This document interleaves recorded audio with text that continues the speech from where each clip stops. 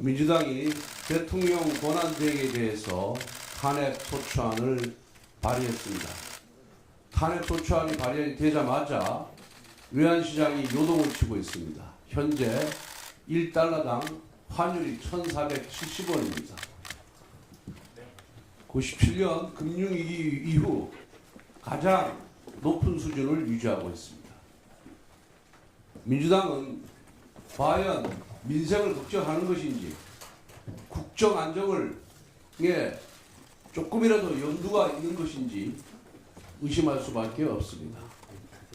대통령에 대한 탄핵 소추로 외환시장이 출렁거리고 대신인도가 저하됐었는데 그동안 한덕수 권한대행의 노력으로 미국, 일본 등이 외교관계를 정상화하기로 이미 천명을 하였고, 그로 인해서 환율과 외환시장과 대신인도를 제대로 방어를 해왔습니다. 그런데 권한대행에 대한 탄핵 소추로 인해서 다시 위기 상황으로 치닫고 있습니다. 경제 전문가들의 의견에 의하면 1달러당 1,500원을 넘을 경우에는 제2의 외환위기가 온다고 합니다. 민주당은 자폭적인 권한대행에 대한 탄핵을 당장 멈추고 나라와 국민과 민생과 그리고 대한민국의 미래를 위해서 하루빨리 한덕수 권한대행에 대한 탄핵 소추안을 처리하기를 바라겠습니다. 어제 한덕수 권한대행은 대국민 담화를 통해 헌법재판관 임명에 관한 입장을 밝혔습니다. 한 대행은 대통령 권한 행사를 자제하고 국정 안정에 전념해야 하며 여야 합의 없는 헌법재판관 임명은 전례가 없었다고 강조했습니다. 이는 헌정질서의 기본 원칙에 충실한 입장입니다. 그런데 민주당은 권한대행의 담화 직후 즉각적으로 탄핵안을 발의했습니다. 정권 교체 이후 무려 29번째의 탄핵안입니다. 민주당에게 묻겠습니다. 도대체 무엇 때문에 누구를 위하여 정치를 합니까? 탄핵하려고 정치를 합니까? 한덕수 총리 다음에는 누가 또 탄핵 대상자입니까? 경제부처님입니까? 교육부총리입니까? 이러한 민주당의 행태는 연쇄 탄핵범이라고 해도 과언이 아닙니다. 민주당이 헌법재판관 임명 거부를 탄핵의 명분으로 내세웠습니다. 그런데 8년 전 민주당은 권한대행의 헌법재판관 임명을 반대했습니다. 즉 민주당의 탄핵안은 권한대행뿐만 아니라 민주당 스스로를 탄핵하는 자가당착입니다.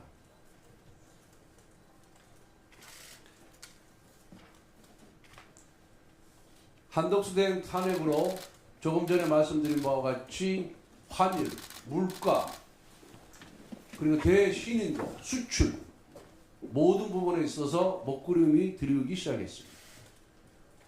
엄청난 타격을 지금 받고 있습니다. 우리 외교도 심대한 타격을 받을 것입니다.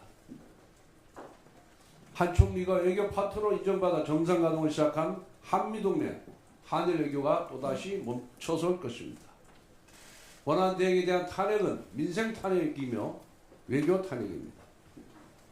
국정 혼란과 국가적 손실이 불보듯 뻔한데도 민주당이 탄핵을 남발하는 이유는 따로 있습니다. 바로 조기 대선 전국을 유도하여 이재명 대표의 사법 리스크를 덮어버리는 속셈입니다. 5개 재판에 쫓기는 이재명 대표를 위해 조급하게 탄핵안을 난사하고 있습니다. 민주당은 국가나 국민이 어떻게 되건 말건 권력만 잡으면 된다는 생각뿐입니다. 그런데 야당의 폭주를 견제해야 할 우원식 국회의장은 국회 가반으로 권한대행 탄핵이 가능하다며 사실상 민주당과 한몸으로 움직이고 있습니다. 국회의장에게 헌법을 해석할 권한은 없습니다. 위헌적 헌법 해석의 권리는 더더욱 없습니다. 이미 헌법재판소법 해설서부터 권한대행 탄핵 소추 의결 종료수는 대통령 기준으로 해야 된다고 정하고 있습니다. 즉 제적 국회의원 3분의 2 이상의 찬성이 있어야만 대통령 권한대행에 대한 탄핵 소추안이 가결되는 것입니다. 국가를 생각하는 마음이 조금이라도 있다면 민주당은 지금이라도 권한대행에 대한 탄핵을 철회해야 합니다. 그리고 국회의장도 야당의 무차별적인 탄핵 폭주에 제동을 걸어야 합니다. 국정안정이라는 대의에 맞게 의장직을 수행해 주길 바랍니다. 더불어민주당이 연일 한덕수 권한대행에게 내란 특검법, 김건희 특검법을 공포하라고 겁박하고 있습니다. 여러 차례 지적했듯이 쌍특검법은 위헌, 위법 요소로 가득합니다. 즉 민주당은 대통령 권한대행에게 위헌적 행위를 강요하고 있는 것입니다. 우선 계엄 및 김건희 여사와 관련해서는 공수처, 검찰, 경찰에서 이미 속도감 있게 수사 중에 있습니다. 그럼에도 특검을 강요하는 것은 특검의 본래 취지, 예외성과 보충성의 원칙에 반하는 것입니다. 특히 김건희 특검법은 겉포장만 김건희로 되어 있을 뿐 그 내용은 정부, 여당, 즉 여권 전체를 직접 겨냥하고 있습니다.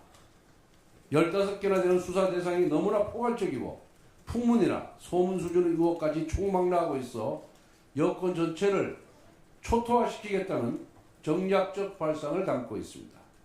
표적 수사와 별건 수사를 남발할 가능성도 아주 높습니다. 동시에 쌍특검법은 조기 대선에 대비한 민주당의 정치 캠페인일 뿐입니다. 만에 하나 조기 대선이 일어날 경우 민주당은 이재명 대표의 사법 리스크를 가리기 위해 쌍특검의 수사 내용을 계속 흘리면서 국민적 관심을 다른 곳으로 흘릴 것입니다. 무엇보다 쌍특검법은 우리 헌법의 대원칙인 상권분립 원리를 훼손하고 있습니다. 법률상 특검은 국회가 추천해서 대통령이 임명합니다. 대통령의 임명으로 행정권의 일부가 되는 것입니다.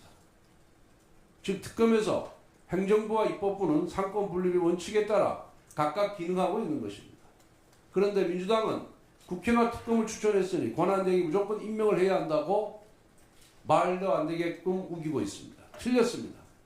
국회가 아무리 특검법을 제정하든 개정해도 권한대행은 거부할 수 있습니다.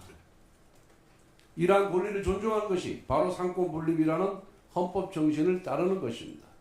과거 민주당이 배출한 노무현 대통령도 대북 비밀송금 특검법, 최도술, 이광재, 양길승 대통령 측근비리 특검법에 거부권을 행사했습니다.